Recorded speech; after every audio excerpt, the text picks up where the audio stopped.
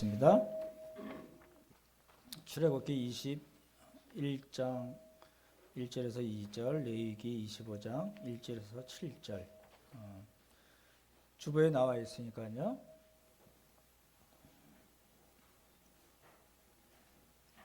다 찾으셨나요? 우리 형제들이 먼저 읽고 자매들이 읽도록 하겠습니다. 형제들 먼저 읽겠습니다. 시작.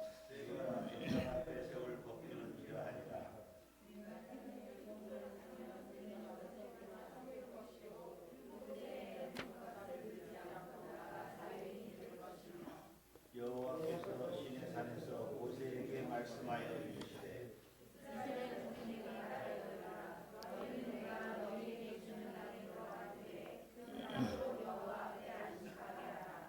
너는 6년 동안 그 밭에 파고하며 6년 동안 그 포도원을 가고 그 소출을 거둘 것이나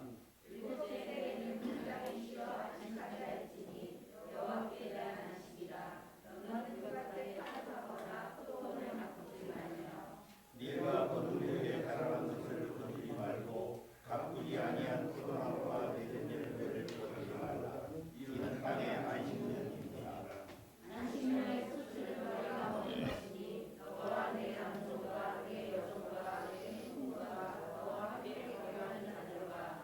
내 약속과 내 땅에 있는 그 짐승들이 다 그 소출로 그것을 삼을지니라. 예, 신명기 15장 한 절 더 읽도록 하겠습니다. 15장 1절에서 2절. 구약성경 285쪽에 있습니다. 신명기 15장 1절 2절. 찾으셨나요? 우리 다 같이 읽도록 하겠습니다. 찾으셨나요? 네, 읽겠습니다. 시작. 내 진령 끝에는 면제하라. 면제의 규례에는 이러하니라. 그의 이웃에게 꾸어준 모든 체주는 그것을 면제하고 그의 이웃에게나 그 형제에게 독촉하지 말지니 이는 여호와를 위하여 면제를 선포하였습니다. 아멘. 예, 다들 살아서 돌아오셨네요. 축하드립니다. 저희가 겪지 못했던 아주 너무 힘든 그런 시기를 저희가 보냈고 또 앞으로도 더 보내야 되지 않나 싶긴 합니다. 불편하시면 제가 마이크를 쓰겠습니다. 많이 울려서 괜찮나요? 울리시죠? 괜찮으신가요? 네. 예.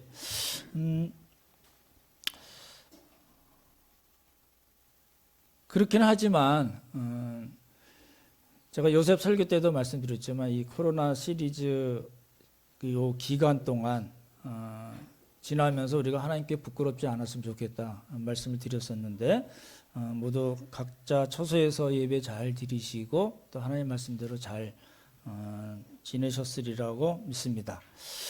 오늘은 제가 19장을 원래 사사기 19장을 한 번 설교를 드리려고 그랬었거든요. 그러다가 이제 첫 번째는 주로 배경에 대해서만 설교를 드렸고 두 번째 설교 때는 이제 관례 접대 관례 하스피탈리티 코드라는 것에 대해서 말씀드렸고 정의 공의 기억나시죠? 그리고 지난주에는 이제 접대 관례와 또 율법적 신앙에 대해서 이제 말씀을 드렸습니다. 그래서 영상 강의 보셨던 분들은 맥주절에 대한 거를 설명드린 거를 아실 것 같고 제가 지난주 설교 끝에 이제 갈라디아서 4장을 이제 인용을 했는데 제가 이제 새 번역을 한번 읽어드릴게요. 그냥 듣기만 하십시오. 4장 9절에서 11절인데 지금은 여러분이 하나님을 알 뿐만 아니라 하나님께서 여러분을 알아주셨습니다. 그런데 어찌하여 그 무력하고 천하하고 유치한 교훈으로 되돌아가서 또다시 그것들에게 종노릇 하려고 합니까? 여러분이 날과 달과 계절과 해를 지키고 있으니 내가 여러분을 위하여 수고한 것이 헛될까 염려됩니다. 이렇게 되어 있습니다. 세 번역으로 읽어드렸는데 이제 사사기 19장을 말씀드리면서 이제 이렇게 안식년까지 제가 말씀을 드려서 그 안신령 부분을 좀 명확하게 말씀을 드리는 게 좋겠다. 그걸 통해서 율법적 신앙을 우리가 해결했으면 좋겠다는 이제 취지입니다. 이제 제가 요셉 말씀을 드리면서 브로큰 패밀리에 대해서 말씀을 드렸고, 그렇죠?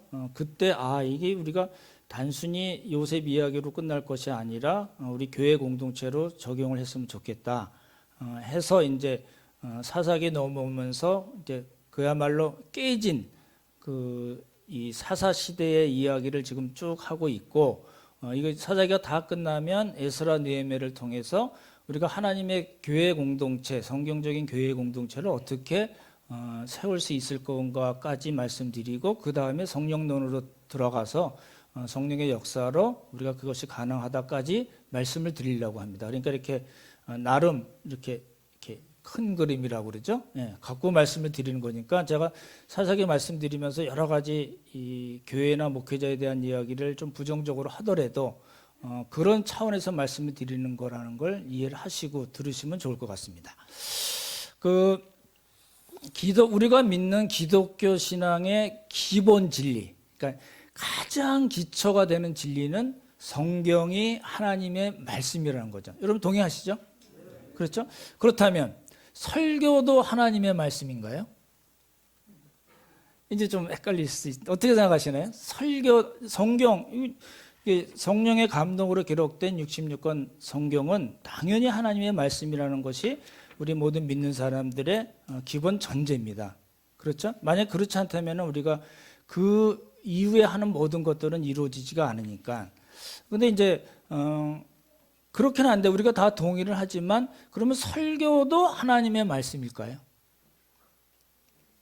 굉장히 복잡한 문제가 있습니다. 제가 조금 설명을 드릴게요. 왜냐하면 이 설명을 드려야지 율법적 신앙에 대해서 설명드리는 거, 오늘 특별히 안식년에 대해서 말씀을 드리는데 왜 그렇게 성경을 해석하냐를 이제 말씀을 드리기 위해서 그걸 먼저 해결을 해야 될 것 같아요. 질문을 조금 다르게 하면 설교는 정확히 엄밀히 이야기하면 하나님의 말씀은 아니지만, 다시요, 성경은 하나님의 말씀이고 설교는 엄밀히 말하면 하나님의 말씀은 아니지만 설교자가 하나님의 말씀인 이 성경을 제대로 잘 해석해서 전달한다면, 전제가 그겁니다. 잘 해석해서 전달한다면 설교는 하나님의 말씀을 전하는 건가요?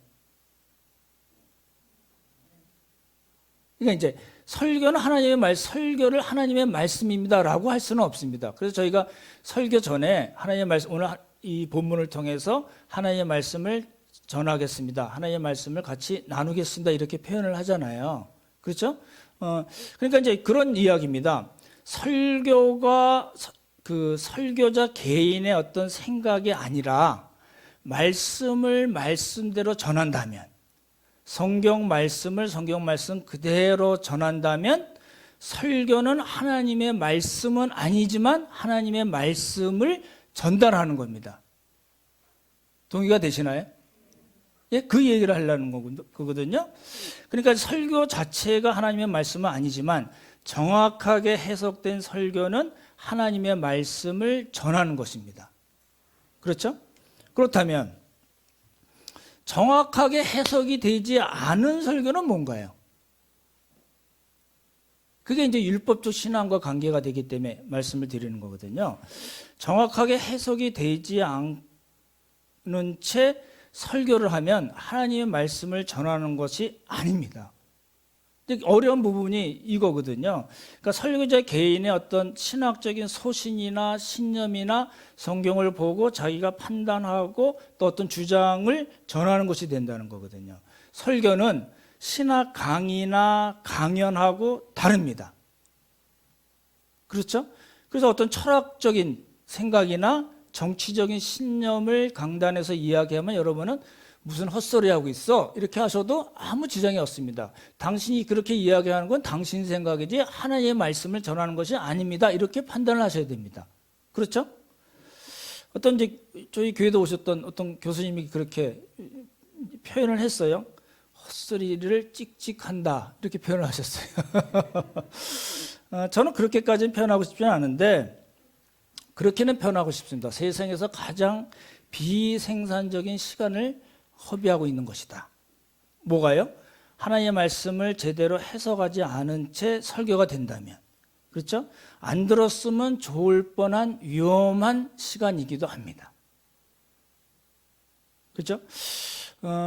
이럴 때 이제 성도들이 어떻게 해야 되나요?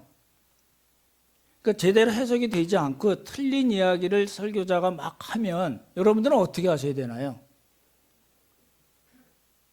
여러분은 어떻게 해오셨나요? 그냥 듣고 귀 씻고 맙니까? 이게 이제 그래서 그 설교자는 하나님의 말씀을 하나님의 말씀대로 전해야 될 책임이 있고 성도들은 피드백을 할 필요가 있습니다. 목사님 이상하네요. 이렇게 설교 시간에 막 이러면 또 복잡해지니까 끝나고서 조용히 찾아오셔서 제가 알고 있는 말씀은 그것이 아니고 제가 연구한 말씀은 그 뜻이 전혀 아닌데 왜 이 본문을 왜 그렇게 말씀하시나요라고 여러분이 얘기를 해주셔야지 됩니다. 근데 한국교회는 그걸 금기시 해왔습니다. 강단에서 전해지는 하나님의 말씀에 토를 달아 이렇게 얘기가 된 거예요. 그렇잖아요? 그렇기 때문에 설교자는 잘 들으시면 좋을 것 같아요. 설교 준비 과정과 설교를 하는 그 행위에 있어서 성령님의 도우심, 성령님의 조명, 성령님의 충만을 간구해야 하고 하는 동시에 철저하게 본문 연구를 해야 됩니다. 그렇잖아요? 그리고 나서 이렇게 설교가 되어질 때 청중뿐만 아니라 설교자 역시 설교 시간에 들려지는 성령님께서 말씀하시는 그 메시지에 귀를 기울이고 그 말씀에 순종해야 됩니다. 그런 의미에서 설교자와 청중은 모두 다 설교의 청중이 되는 겁니다. 그렇죠? 근데 이게 잘 우리는 안 되어 왔습니다. 오랜 기간 동안. 그렇지 않은 거를 그런 줄 알고 또 열심히 전하고 또 열심히 지켜왔어요. 그래서 자신도 모르게 형성된 율법적 신앙 안에 갇히게 된 겁니다. 이제 말씀드렸던 이제 맥주절도 그렇고 11조도 역시 그렇고 오늘 말씀드릴 안식년도 그렇고 그렇죠? 어떤 의미에서는 우리가 알고 있는 성수주일이라는 것도 어떻게 보면 율법적 신앙 안에 갇힌 것이 될 수가 있습니다. 주일 성수에 대해서 나중에 따로 말씀을 드릴 거고요. 그래서 아까 말씀드렸듯이 바울이 여러분들이 내가 복음을 전했는데 날과 달과 절기와 해를 구약에 나온 것들이잖아요. 그런 것들 지키면 다시 율법에 돌아가서 종노릇하는 겁니다. 그렇게 되면 내가 복음을 전한 것이 헛된 것이 됩니다. 이렇게 지금 얘기를 한 겁니다. 그렇죠? 그래서 이제 오늘 말씀드릴 안식년 역시 그런 겁니다. 이제 한국교회는 아직도 사실은 율법적 신앙의 뿌리가 너무 깊기 때문에 예수님께서 십자가의 보혈로 이미 다 완성하신 그 율법임에도 불구하고 그 율법 조항을 근거로 해서 안식년을 주장을 해요. 근데 이렇게 하면은 성경을 문자적으로만 해석하고 율법적이 되는 것이다. 그리고 성경적이거나 복음적이지 않다라고 제가 지난번 시간에 단호하게 말씀을 드린 겁니다. 근데 이제 대부분은 안식년에 대한 성경적인 그 신구약의 전체에 나와 있는 것들을 잘 공부를 못했거나 설교를 잘 사실 못 듣고 어느 한 부분만 따서 여러분들이 설교를 많이 들어오셨어요. 그래서 이렇게 말씀을 드리면 내가 알고 있던 거랑 다른데? 라고 생각할 수도 있고 이해가 잘 안 가는 부분도 혹시 있으리라 생각이 됩니다. 그래서 오늘 이제 말씀을 드리는 겁니다. 이제 본문은 나중에 세 본문을 읽었는데 짧게 말씀을 드릴 거고요. 이제 기업이나 대학에서 안식년을 하는 경우가 있습니다. 그렇죠? 저 인터넷 보니까 어떤 세계적인 대기업이 한 5년에서 7년 일을 하고 그리고 한 4주나 6주나 8주를 안식년을 주더라고요. 그러니까 안식년으로 표현을 하던데 우리나라 그 SK텔레콤은 근속 10년 하거나 20년 하면 45일을 안식년을 준다고 그럽니다. 그건 이제 기업에서 알아서 하는 거고 그거는 기업이나 대학에서 알아서 하는 거잖아요. 대학은 또 연구년이라고 6년하고 1년 하기도 하고 서울대 경우에는 연구년이라고 그래서 3년을 주기도 합니다. 그거는 이제 기업이나 대학에서 알아서 할 일이고 성경하고 지금 우리가 성경을 해석하는 관계가 없잖아요. 우리가 돕는 선교사님들이 4가정이 있습니다. 근데 우리가 좀 구분을 해야 될 게 뭐냐면 우리 교회는 그 선교사님들을 파송한 교회가 아닙니다. 돕는 교회입니다. 협력 교회라고 그러죠. 그러니까 주파송 교회가 아니기 때문에 우리 선교사님들의 안식년에 대해서 교회가 이러쿵저러쿵 이야기할 입장에 있지 않습니다. 그걸 좀 명백히 해야 되거든요. 그래서 혹시 제가 지난주 안식년에 말씀드렸을 때 선교사님들이 혹시 제 설교를 들었으면 굉장히 마음이 불편하셨겠다 싶긴 한데 분명히 말씀드리는 거는 교회가 돕는 선교사님들의 안식년에 대해서는 교회에서는 어떤 결정권이 없는 겁니다. 그렇게 여러분이 이해를 하시면 좋을 것 같고 다만 우리가 이제 지금은 그렇지 않지만 나중에 제가 은퇴한 다음이나 그 전이나 우리 교회가 이제 단독으로 선교사님 가정을 파송하겠다 싶으면 이제 뭘 해야 되냐면 계약서를 써야 됩니다. 무슨 교회에서 계약서를 써? 근데 저도 나갈 때 계약서를 썼어요. 원래 쓰게 돼 있습니다. 만약 계약서를 쓸 때 교회는 어떤 후원을 얼마 동안 할 거고 사역비와 생활비를 얼마나 후원을 할 건가를 문서로 약속을 해줘야 됩니다. 그리고 선교사님들은 내가 나가면 어떤 사역을 어떻게 할 건가, 교회에서 후원이 되는 그 사역비로 내가 어떤 사역을 잘 할 건가를 교회에다 이야기를 해야 되고 서로 의논이 되고 일방적으로 교회에서 이래라 저래라 할 필요가 없고 서로 의논이 돼서 우리가 어떻게 동역을 할 건가를 문서화해 놓는 게 좋습니다.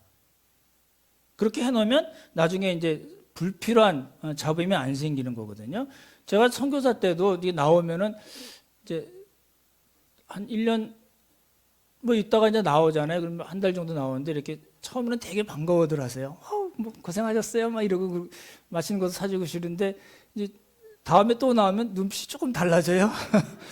왜 또 나왔지? 뭐 이런 생각 같잖아요. 그럼 안식년을 혹시 1년 하면 1년씩이나 놀지? 이런 생각들을 갖는 거예요.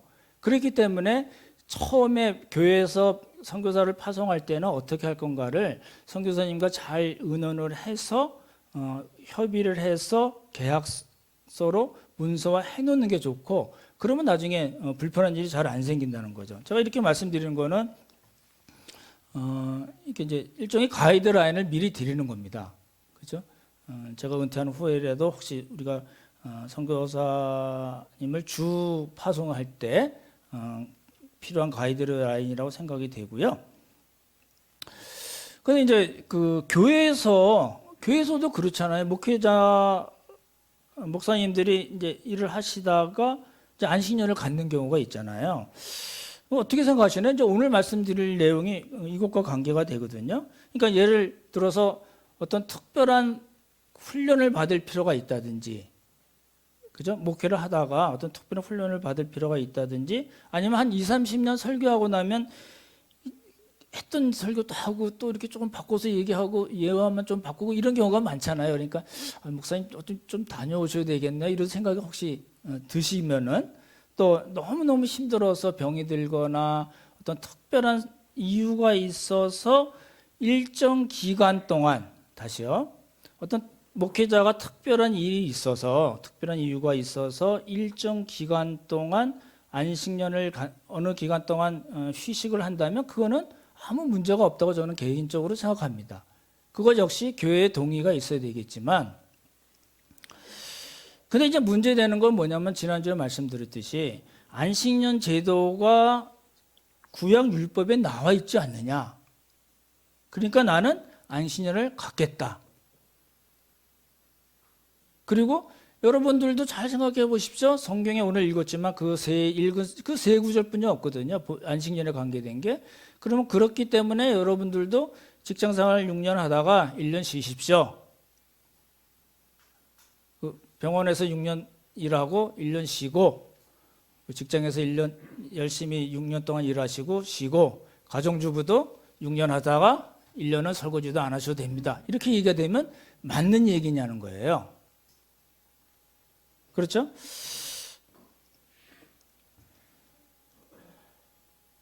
이게 이제 여러 가지 복잡한 문제를 가져옵니다. 교회 재정에도 문제가 되고, 교회 목회상에도 문제가 되고, 부목사님들이 안식년을 갖는 걸 보셨나요? 목회자가 안식년을 혹시 가져야 된다면 왜 담임 목사만 갖고 부목사님은 안 갖나요? 그러니까 이런 복잡한 문제들이 생기거든요. 이게 정말 성경적인 이야기인가를 이제 오늘 말씀을 통해서 이제 보려고 하는 겁니다. 출애굽기 21장 보시면 다시 한번 보실래요? 출애굽기 21장.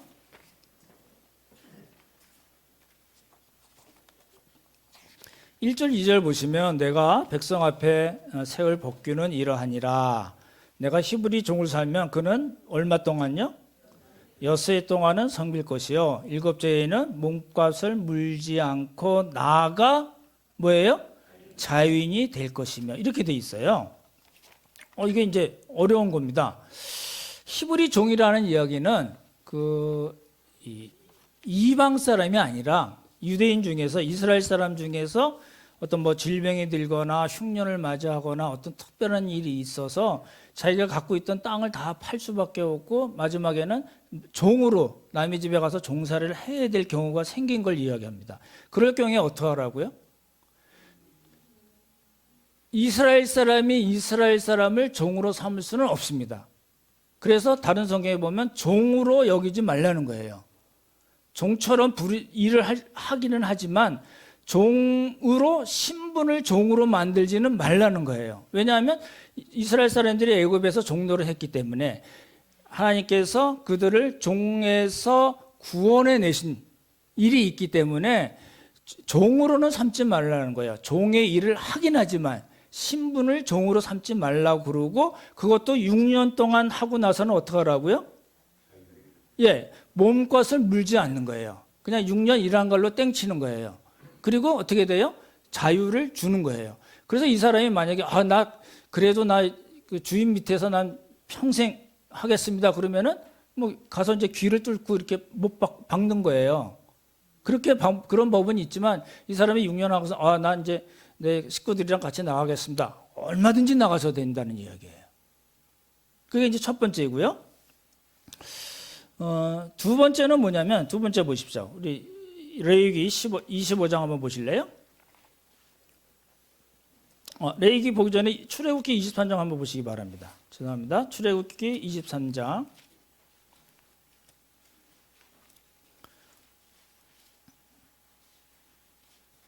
10절과 11절인 10절과 11절 한번 보겠습니다. 찾으셨나요? 같이 읽겠습니다. 시작. 너는 엿새 동안은 너희 땅에서 파종하여 그 소산을 거두고 7째 해에는 갈지 말고 묵혀두어서 내 백성의 가난한 자들이 먹게 하라. 그 남은 것은 들짐승이 먹으리라. 내 포도원과 감나원도 그럴지니라.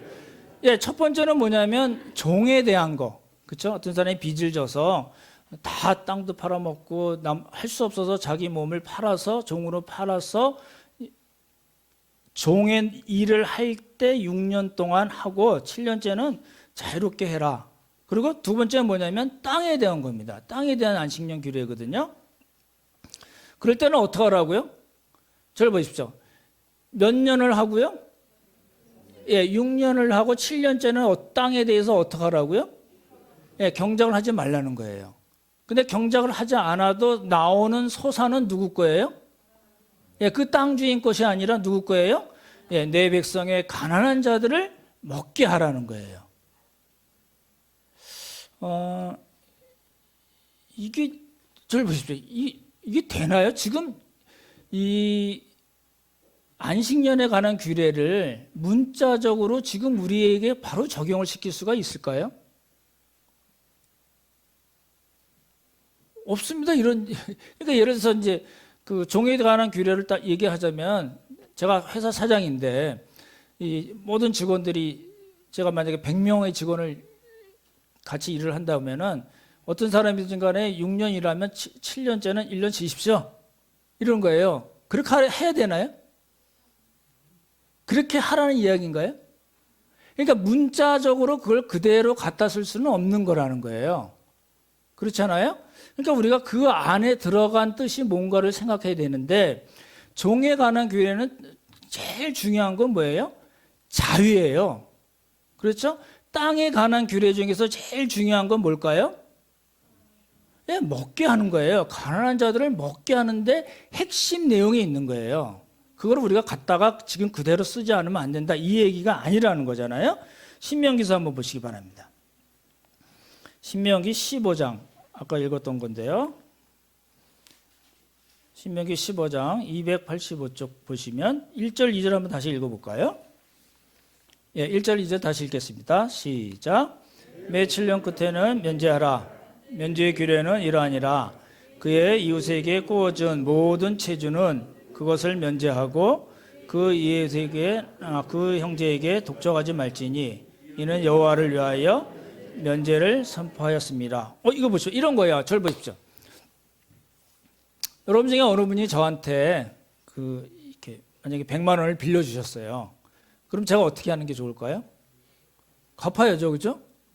근데 안 갚고 이제 여기 7년마다 면제하라고 그랬으니까 버티는 거예요. 버티면 7년째는요 면제를 받는 거예요. 그래서 이거는 그렇게 해석하지 않고요. 빚을 완전히 청산해 주는 것이 아니라 곧 7년째 되는 해는 빚을 갚는 것을 잠시 중단하라라고 해석합니다. 그렇게 돼 있어요. 그래서 독촉하지 말라는 말이 자꾸 나오는 거거든요. 잘 보십시오.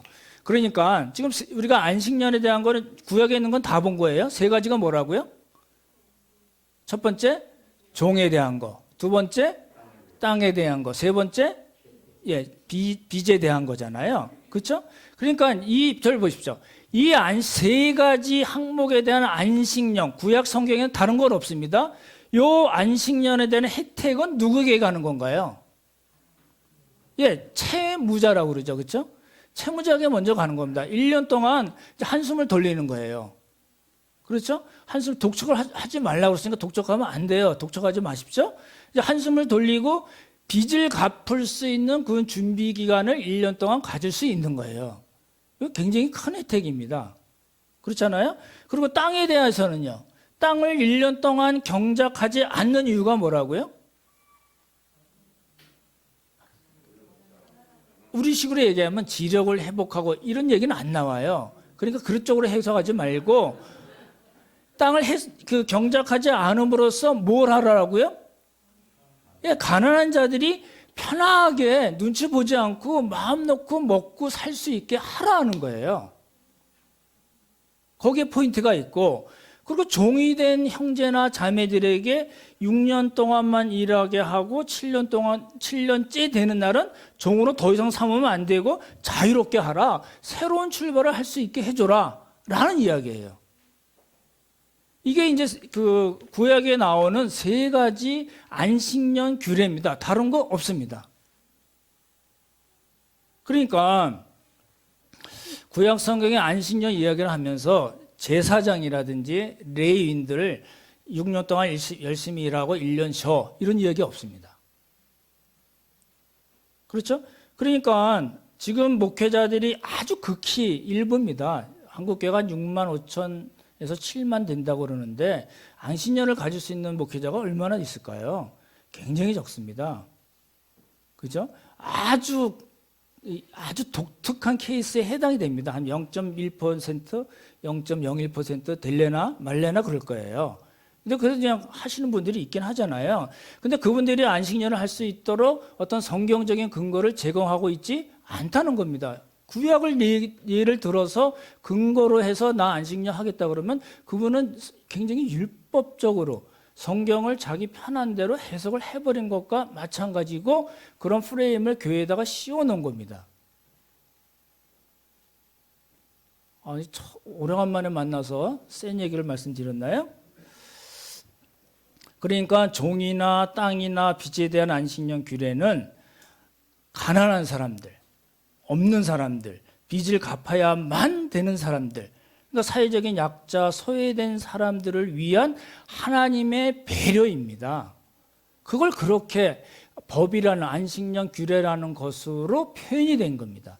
그러니까 우리 입장에서는 지금 어떻게 해야 될까요?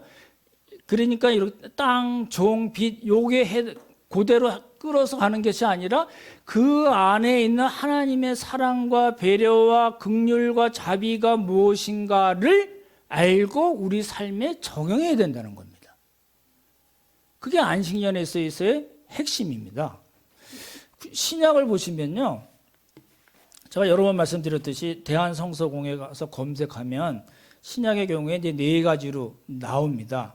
첫 번째는 사복음서에 나오는 안식년이 있어요. 근데 사복음서에는 누가 문제를 일으키죠? 당시 유대 종교 지도자들에 대해서 예수님이 문제를 일으키신 거예요. 언제? 안식일이에요. 그 제자들이 그 밀밭 사이를 가다가 따먹은 것 갖고도 그 사람들이 시비를 걸고, 예수님은 병자를 안식일에 일부러, 예를 들어서 다른 날 할 수 있음에도 불구하고 굳이 안식일에 병자를 고치시고 귀신을 내쫓으세요. 왜 그러셨을까요? 지금 구약에서 나와 있는 그 안식년 규례가 뭐예요? 예수님을 통해서 지금 성취되고 있다는 것을 가시적으로 보여주시는 겁니다. 지금 예수님 그렇게 하신 거고, 그죠? 그러니까 진정한 안식이 뭔가, 그 진정한 안식을 주시는 분이 누구신가를 예수님께서 행동으로 보여주신 겁니다. 그리고 이제 그 두 번째는 히브리서에 보면 구약과 신약의 관계를 잘 설명하고 있거든요. 근데 히브리서 보시면 안식이란 말이 8번 나와요. 근데 이게 8번이 다 뭐에 해당되는 이야기냐면 안식일이 예표하는 안식이 뭔가에 대한 설명이에요. 히브리서가 다 그렇게 돼 있고, 사도행전에도 안식일에 대한 이야기가 많이 나오거든요. 바울 이야기 때 많이 나오잖아요. 바울이 언제 복음을 전했을까요? 유대인의 회당에 가서 언제 복음을 전했다고 많이 나오나요? 예, 안식일에. 왜요? 복음을 전하기가 너무 좋은 때이고, 그렇죠? 그래서 이제 바울 입장에서는 안식일을 지키고 안 지키기가 포인트가 있는 것이 아니라 그 안식일에 복음을 전함으로써 듣는 사람들에게 진정한 안식이 무엇인가, 진정한 안식에 들어오려면 어떻게 해야 되는가, 예수 그리스도의 보혈뿐이 없다는 것을 보여주기 위해서 굳이 다른 날도 하지만 안식일에는 굳이 유대인의 회당에 가서 복음을 전한 거란 겁니다. 그러니까 사복음서도 그랬고 히브리서도 그렇고 사도행전에서 그렇고, 골로새서 한번 찾아보십시오. 골로새서 2장 16절입니다. 골로새서 2장 16절 17절.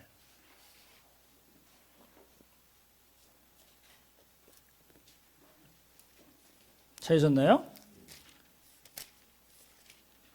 신약성경 325쪽인가 326쪽에 있습니다. 다 찾으셨나요? 16절과 17절만 읽겠습니다. 시작. 그러므로 먹고 마시는 것과 절기나 초하루나 안식일을 이유로 누구든지 너희를 비판하지 못하게 하라.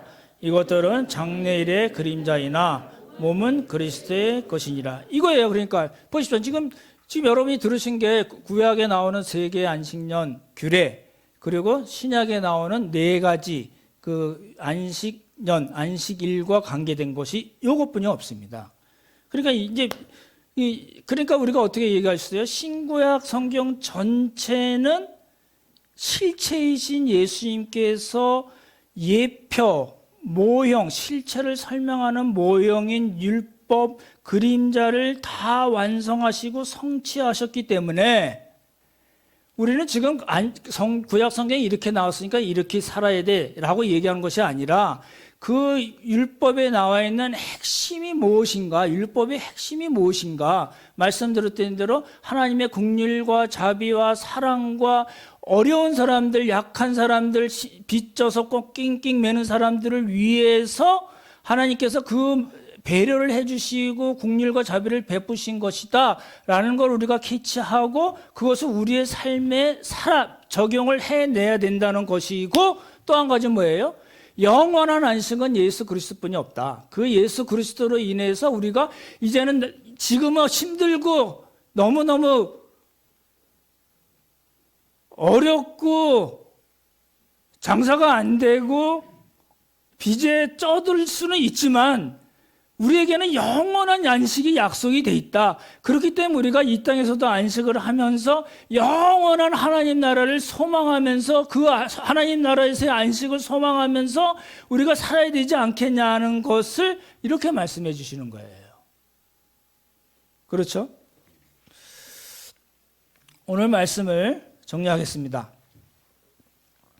이제 사사기 19장에 나온 이 레위는 아주 굉장히 율법적인 사람입니다. 율법적 신앙의 아주 전형적인 그런 사람으로 나타나고 있습니다.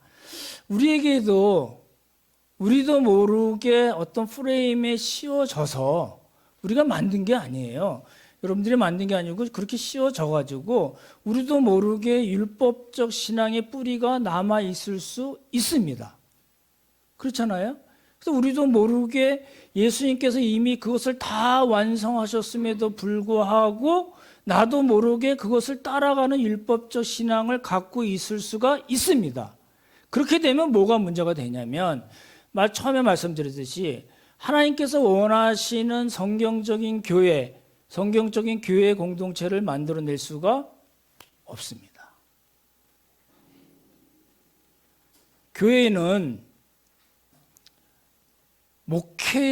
몇몇 목회자를 위해서 존재하지 않습니다.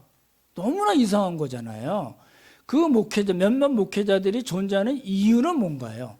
하나님의 말씀을 철저하게 연구하고 성령님의 도우심으로 성령님의 조명하심으로 말씀을 깨닫게 하심으로 우리가 얻은 그 메시지로 성도들을 섬기는 것이 목회자의 가장 큰 의미고, 아까 말씀드렸듯이 그 말씀이 전해질 때 설교하는 설교자뿐만 아니라 청중들 역시 성령께서 들려주시는 음성을 제대로 듣고 그것을 우리의 삶에 적용을 해야지 많이 성경적인 교회 공동체가 이루어질 수 있다는 겁니다. 근데 거기에 방해되는 요소 중에 가장 많이 영향을 미치는 요소 중에 하나는 우리도 모르게 씌워진 율법적 신앙에 있다는 겁니다. 그래서 그렇게 길게 말씀드리는 거예요.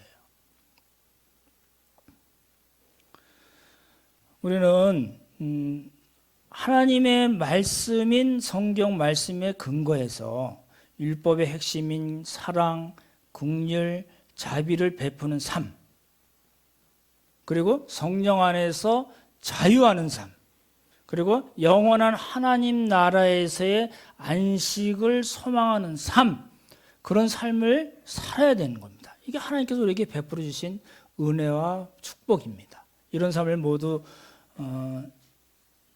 넉넉히 살고 하나님께서 원하시는 귀한 믿음의 삶을 사는 우리 모두가 되기를 예수님의 이름으로 축원합니다.